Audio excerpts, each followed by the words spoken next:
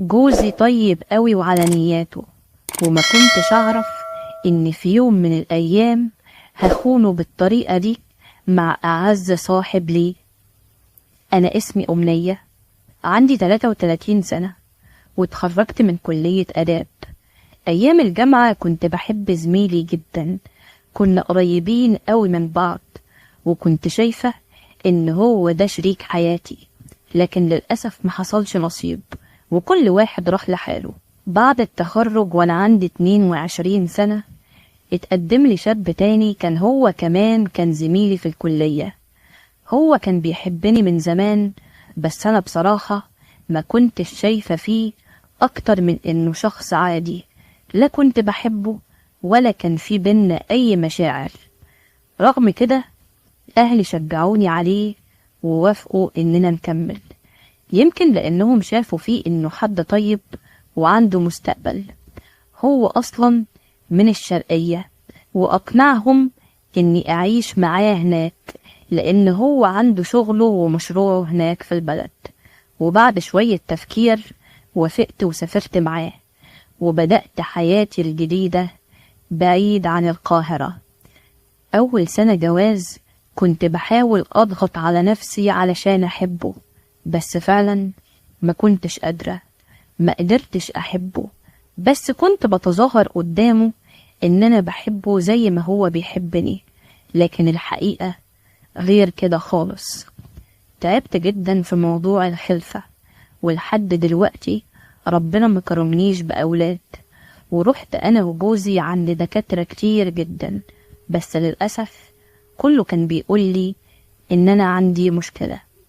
جوزي كان فاتح مشروع وهو معرض أدوات منزلية كبير قوي، أبوه هو اللي فتحوله قبل ما يتوفى، وجوزي بقى هو اللي بيدير المشروع ده. وفي آخر سنتين دخل في حياتنا شخص ما كنتش أعرف إنه هيغير حياتي كلها. كان المعرض بدأ يخسر، وجوزي ما كانش عارف يتعامل ولا عارف يدير المعرض لأنه كان لوحده، وكان في بعض العمال اكتشف إن هم كانوا بيسرقوه. في الفترة دي جوزي قال لي إن هو خلاص هيصفي المشروع وهيبيع كل حاجة وهيدور على أي وظيفة وخلاص. وبدأ فعلا يعرض المعرض للبيع، وأول ناس قال لهم كانوا قرايبه، ولما عرفوا كده كلهم رفضوا إن هو يبيع حاجة، لحد ما في واحد صاحبه من البلد سمع بالموضوع وجاله وقعد معاه وقال له أنا هساعدك وهحط فلوس معاك وهدير المشروع معاك، ومكسبنا يبقى بالنص. وجوزي فعلا وافق، وبعد أول شهرين بدأت ألاحظ إن الدنيا بدأت تتظبط، والمعرض بدأ يشتغل تاني، وبقى فيه فلوس بتدخل لنا أحسن من الأول، وكنت فرحانة جدا ومبسوطة. وبصراحة بما إني مش بخلف وكده، فكنت ببقى طول اليوم قاعدة لوحدي في البيت، فكنت بزهق، وقلت لجوزي أنا عاوزة أنزل أقف معاكم في المعرض وأساعدكم. كان بيرفض في الأول، خصوصا إن شريكه ده بيبقى موجود معايا في المعرض على طول، ومن كتر الزن بتاعي وافق. وأول يوم نزلت فيه المعرض كنت أول مرة أشوف شريكه، إنسان ذوق جدا وقمة في الأدب والاحترام. كان لما بيبعت يجيب أي حاجة لنفسه من بره، سواء أكل أو حاجة ساقعة أو أي حاجة، كان لازم يجيب لي معاه. بدأت أحس إن في حد مهتم بيا، مع إنها حاجات بسيطة قوي، بس حقيقي كنت بحس إني مبسوطة قوي. ده غير أسلوبه في الكلام معايا، ولما أجي أقول رأيي في أي حاجة عاوزة تتعمل في المعرض أو أتكلم في أي حاجة كان دايما بيأيد رأيي.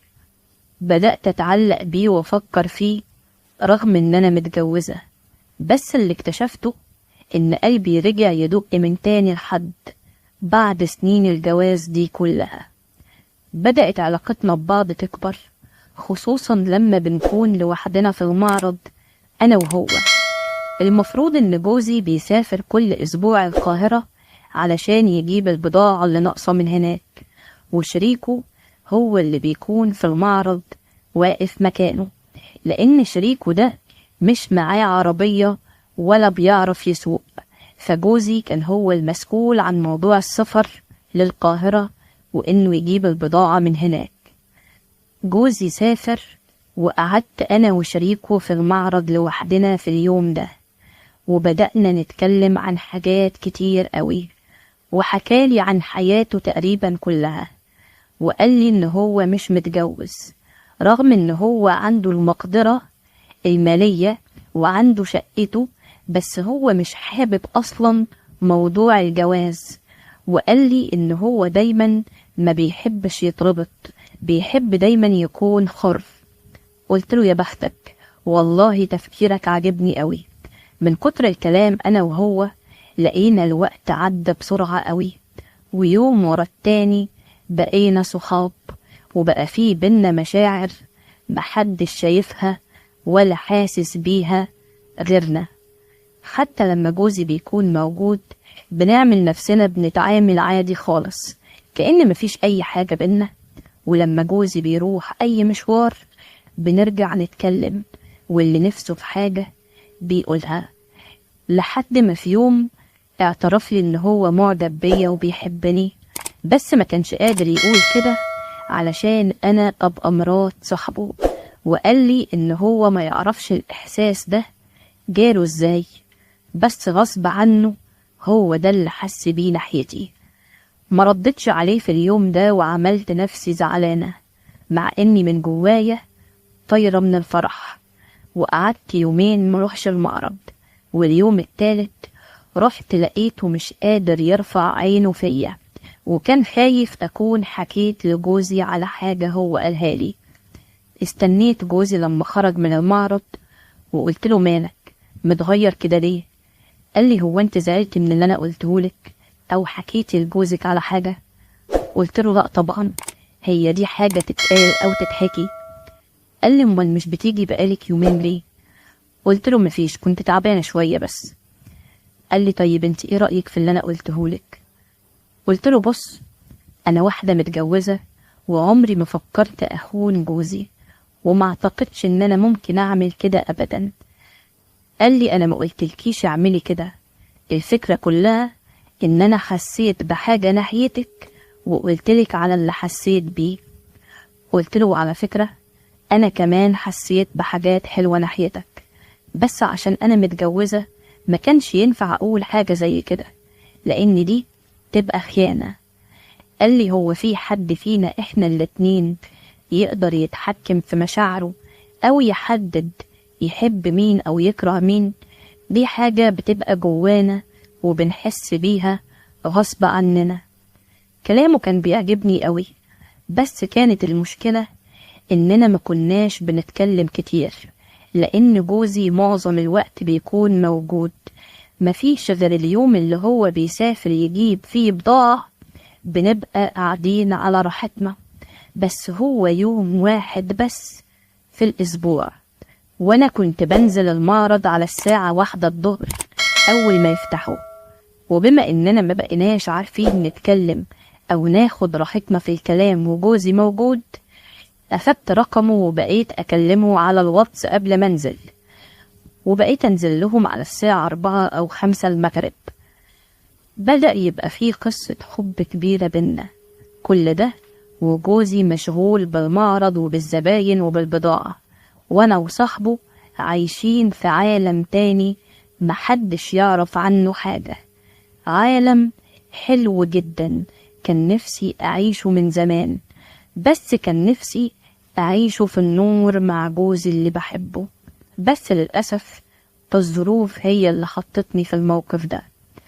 بقينا نقول لبعض كلام انا ما كنتش اتخيل اني اقوله لحد غير جوزي، وجوزي كمان عمره ما سمعه مني. لقيت نفسي جريئة قوي معاه، وعشان هو مش متجوز فكانت اقل كلمة بقولها له كانت بتجننه، وكان كل كلامه معايا ان هو نفسه فيا بطريقة محدش يتخيلها، وبيتمنى ان هو يعيش معايا يوم واحد نكون لوحدنا. قلت له ده مستحيل يحصل، احنا بنحب بعض، لكن عمري ما هعمل حاجة غلط اكبر من كده. فضل يتحايل عليا كتير ويقولي ما تخافيش، ولو فعلا بتحبيني مش هترفضي لي طلب، وانا مش هعمل حاجة والله، انا بس كل اللي نفسي فيه اني اخدك في حضني.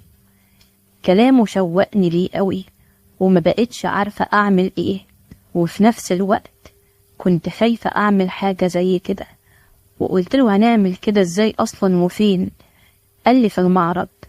قلت له نعم، في المعرض ازاي والزباين؟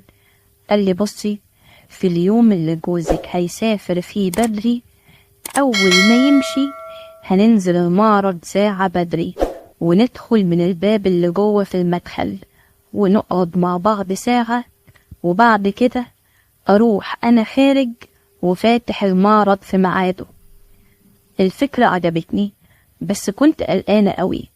وجه اليوم اللي جوزي هيسافر فيه، خد الفلوس ونزل سخن العربية، وفضلت واقفة في البلكونة وانا ماسكة الموبايل وبكلم شريكه، لحد ما جوزي اتحرك بالعربية. وقلت له انا نازلة دلوقتي، ورحت دخلت من الباب اللي في المدخل، لقيته مستنيني جوه. اول ما دخلت ما كانش مصدق نفسه، راح قفل الباب بسرعة وراح خدني في حضنه، وحسيت ان هو بيضمني جامد قوي قوي. قلت له بالراحة في ايه؟ انا مش هطير. طبعا وانا بتكلم معاه هو ما كانش بيرد عليا اصلا، لقيته بيعمل كل حاجة انا نفسي فيها، وما كانش سامعني ولا مركز معايا اصلا، كان مركز مع اللي بيعمله بس. حسيت ان هو بيحلم ومصدق الحلم بقى حقيقة قدامه. في اليوم ده ما قدرتش استحمل اللي كان بيعمله، وسبتله نفسي، مع اني قبل ما اروح كنت واخدة عهد على نفسي ان مفيش اي حاجة تانية هتحصل بينا، واني هحافظ على نفسي. بس للأسف ما قدرتش، ولقيتني انا اللي بطلب منه ان هو يعمل كده، ووصلني وقتها لأقصى درجات السعادة اللي أي واحدة تتمناها. ودي كانت أول مرة في حياتي حد يقرب مني كده غير جوزي. إحساس مختلف خالص، أول مرة أحس بيه. كنت مبسوطة لدرجة ما كنتش متخيلاها، وحبيت الموضوع جدا معاه. بعد ما خلصنا خرج هو وفتح المعرض، وانا كنت جوه، بس ما كنتش قادرة اتمالك اعصابي من اللي حصل منه. وبعدها قلت له بص، انا مش هقدر اقعد معاك النهاردة، انا هروح. قال لي ماشي. وروحت البيت في اليوم ده وانا كنت في قمة سعادتي، وفي نفس الوقت ضميري كان بيأنبني اني ازاي اعمل كده، بس ما كنتش بسمع لصوت ضميري بسبب سعادتي باللي حصل بينا. بس مع الوقت بدأ إحساس السعادة يقل واحدة واحدة، وصوت ضميري بقى كل شوية يكلمني، بس الشيطان خلاني أتغلب عليه. وبقينا بنستنى اليوم اللي جوزي بيسافر فيه علشان نكون مع بعض، وبقالنا سنة على كده، وجوزي ما يعرفش أي حاجة من اللي بينا. خايفة جوزي يعرف حاجة، ومش عارفة لو عارف ايه اللي ممكن يحصل. عمري ما كنت أتخيل إني في يوم من الأيام إني هكون واحدة خاينة وأعمل كده مع حد تاني غير جوزي، بس فعلا غصب عني. إحساس الوحدة وقلة الاهتمام وقلة